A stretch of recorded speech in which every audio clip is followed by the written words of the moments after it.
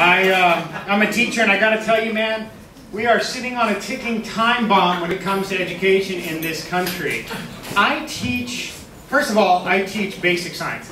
Basic science, okay? And these kids, they can't get it. But, you know, before I go crazy, but let me tell you, you know, there are some good things about being a teacher.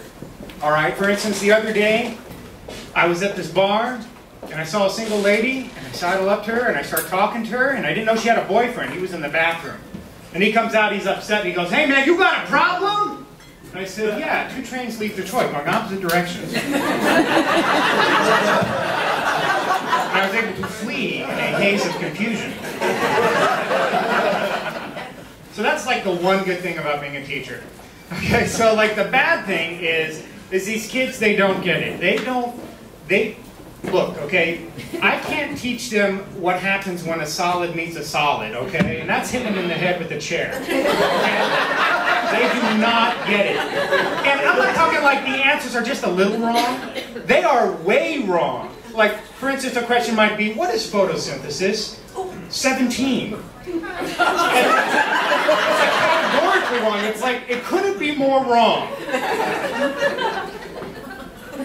You know, and these kids, they don't listen to you. You go up to them and you say, "Please, you know, read, do the work, can I help you, do your homework." And they just look at you like you're an idiot. Yeah, you old hairy man, we got it down, we know what we're doing, okay? And sure enough, weeks later comes the grade, right? And then they have the gall to come up to you and they go, "Oh my God, Mr. Dagger, look at this." "Yeah, it sucks out loud, man." No, why'd I get an F? Because I can't give you a G?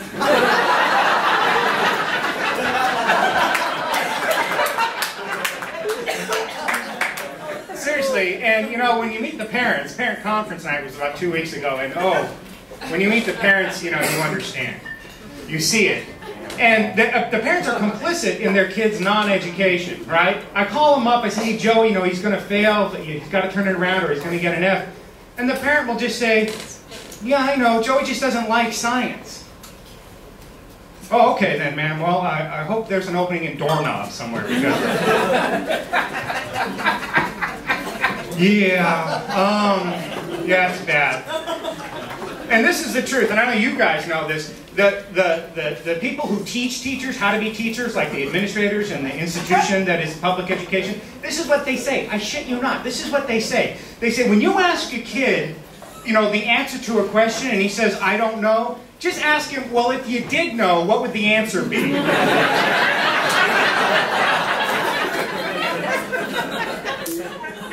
That's their advice, so it's a sinking ship. Yeah, it's not good. But it's not all bad, okay? I actually, last year, first of all, I've only been a teacher like a year and a half, okay? And I've been threatened with a lawsuit like 4 million times, okay? "We're going to see you, Mr. Dagger." You heard our scene. They know how to game the system, these little shits, okay? They're not all bad, though. I actually had one kid, he took the college aptitude test last year, and you know what he got on his SAT? Barbecue sauce. Because they're not just dumb, they're little germ bags too, all right? Vectors of disease. Oh my God. Yeah, so, yeah, the other good thing about being a teacher, kinda, is that I got benefits. I got, like, for the first time in my life, I have health insurance. By round of applause, how many have health insurance? All right. Has anyone in this room actually read the policy? Alright, I thought it was just me. Because they sent me a book that big. And I'm an educated man. I tried to read it. I mean, really, this is like your life could depend on it, right?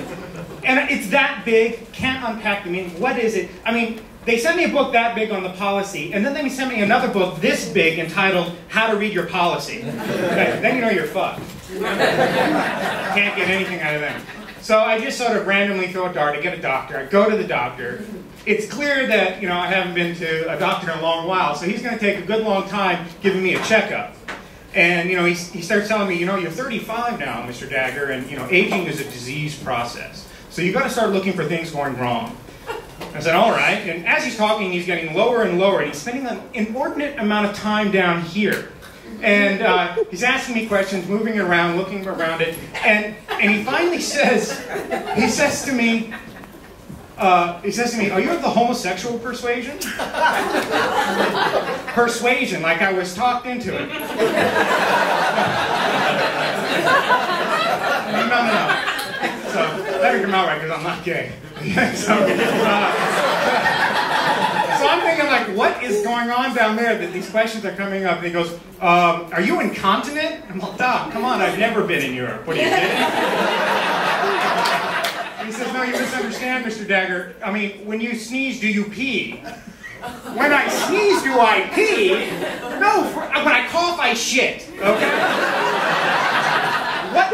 What is waiting for me at the end of this great life? There's a little too much information there. Withdrawn, okay? I'll take that back.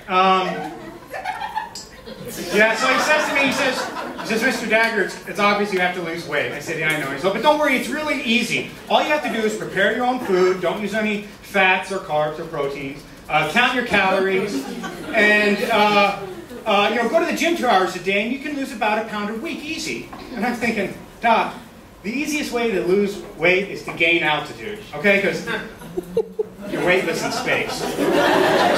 Okay, no science jokes. I'm going to pull that back.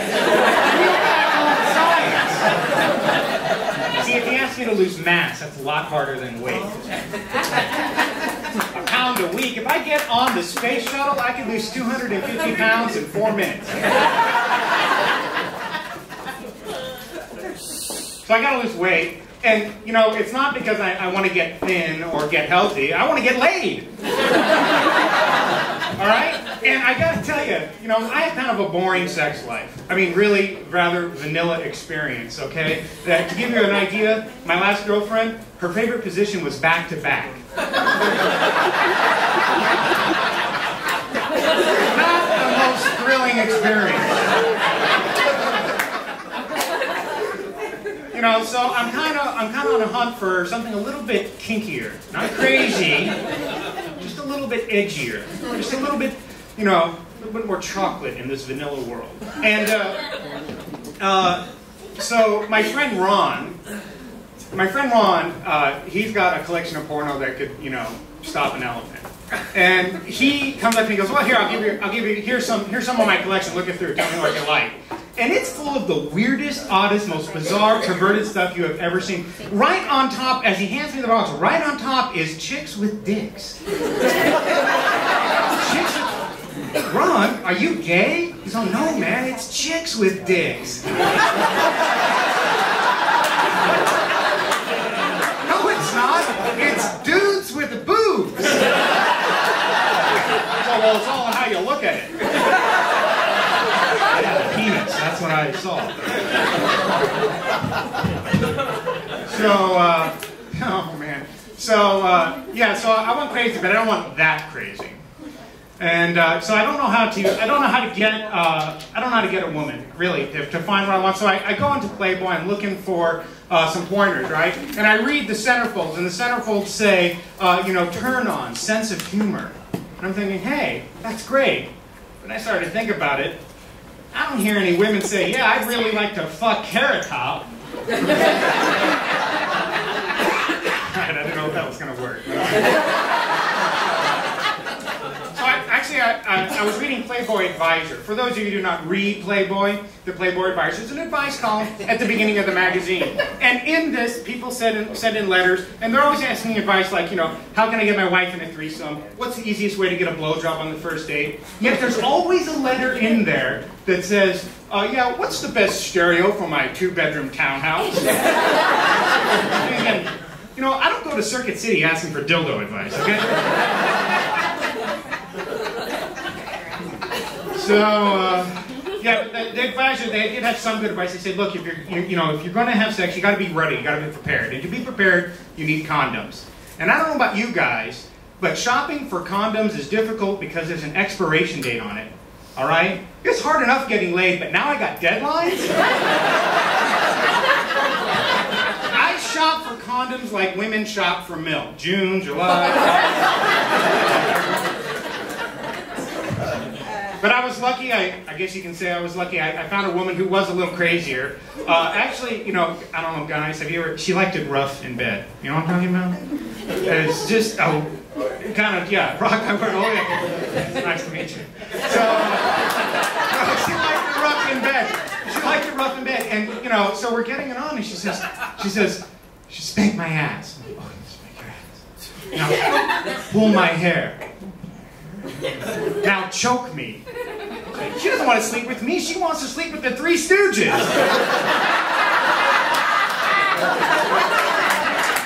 was all over. I didn't know whether to spoon her or knife her.